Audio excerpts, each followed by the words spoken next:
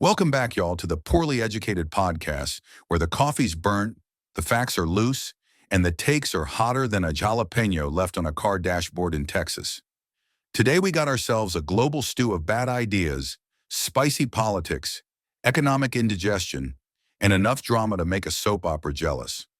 From America mourning and fighting over Charlie Kirk, to Brazil throwing Bolsonaro in political prison, to Israel launching strikes like they're trying out for a Michael Bay movie, it's all hitting at once. And don't worry, I'll toss in a few redneck pearls of wisdom, like the time I tried to fix my cousin's truck with duct tape and on a Slim Jim. Spoiler alert, the Slim Jim didn't make it. Segment 1, A Nation Divided, the Charlie Kirk Assassination. Well, America woke up to something darker than a gas station bathroom light bulb. Charlie Kirk, conservative firebrand, got himself assassinated at Utah Valley University. Now listen, I don't care if you liked the fella, hated him, or thought Turning Point USA was just a coupon book for gas stations. Political violence is bad news. Real bad. He got shot while talking about gun violence. Irony so thick you could butter biscuits with it. And wouldn't you know it, the manhunt had more twists than a possum in a clothes dryer. First the FBI says, "We got a suspect." Then the university's like, "Nah, that ain't him." Then Trump hops on Fox News and blurts out, "We arrested the guy," like he's the sheriff of America. Meanwhile, regular folks just sitting at home wondering, so do I lock my doors or not?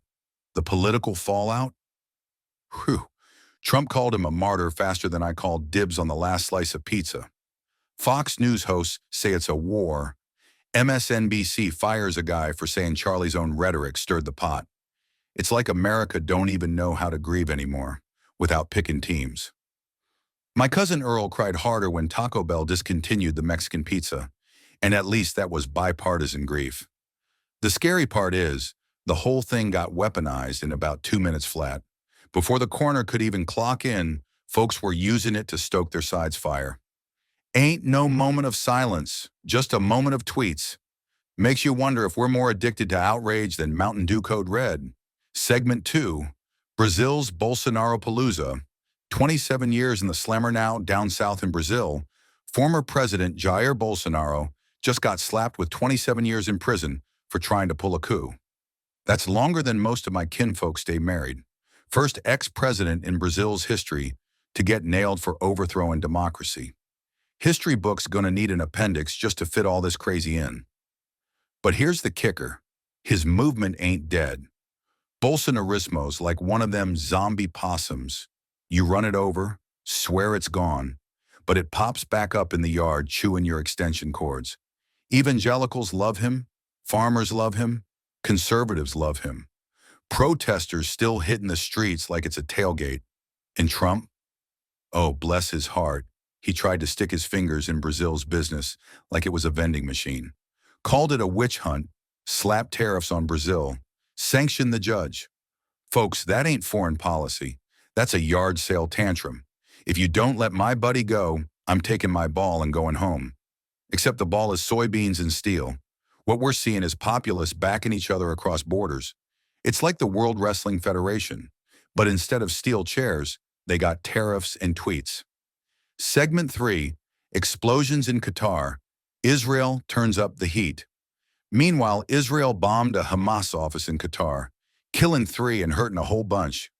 Now listen, if you're dropping bombs in Qatar's fancy diplomat neighborhood, you ain't playing small ball. You're trying to start the Middle East edition of WrestleMania. The UN Security Council's having emergency meetings, world leaders wringing hands, and Trump's White House is suddenly annoyed at Netanyahu. Imagine being so messy, even Trump thinks you're going too far. That's like my Uncle Billy complaining about somebody drinking too much beer. Buddy, you are the beer. Every peace talk gets blown up, literally, faster than I blow up my microwave trying to reheat Waffle House leftovers. This one single strike might derail the whole region's negotiations. If the Middle East was a Jenga tower, Netanyahu just yanked out the bottom block while winking at the crowd. Segment 4, NATO versus Russia-Belarus border games. In Europe, Russia and Belarus are running joint military exercises near Poland. Poland shut down the border and called NATO like, "Hey, y'all mind if we panic together?" NATO moves troops closer. Poland slams the Article 4 button like it's a garage door opener. That's rare. It means, we're real nervous. Please come stand on our porch with a shotgun. This is Cold War cosplay with live ammo. Eastern Europe's starting to feel like one of them family reunions where Uncle Jerry and Cousin Rick stare each other down across the potato salad. Eventually, somebody's going to throw a punch, and it ain't going to be pretty. Segment 5. U.S. Economy, Fitch throws cold water.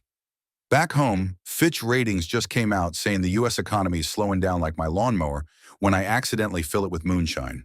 Growth forecast dropped from 2.8% to 1.6%. Payroll growth is flatter than a possum on I-65. Consumer spending down, labor market weak, and tariffs hitting harder than a Waffle House jukebox at 2 a.m. But the stock market? Still riding high. Why? 'Cause Wall Street thinks the Fed's gonna cut interest rates. They're basically gambling that Jerome Powell blinks under Trump's threats. Imagine betting your retirement on whether Powell's got the guts to stand up to a man who once went bankrupt running a casino. This is the old soft landing fantasy. Economy slows just enough to get rate cuts, but not enough to crash. That's like me hopping in a Walmart shopping cart on a hill, hoping to roll gently to a stop. Buddy, you ain't landing soft. You're breaking bones. Segment 6. Government Shutdown Showdown. Now let's talk government shutdown. Democrats want healthcare credits extended and Medicaid cuts reversed. Republicans, led by Trump, say, nah, we want our big beautiful bill untouched. So Schumer's basically saying, we'll shut the lights off if we don't get what we want. This ain't budgeting, it's hostage negotiating with yourself. The public? They're sitting at home wondering if their Social Security checks show up. Washington's playing chicken while the rest of us are strapped to the hood. Segment 7. Tech, AI, OpenAI, and social media trouble tech world ain't sleeping either.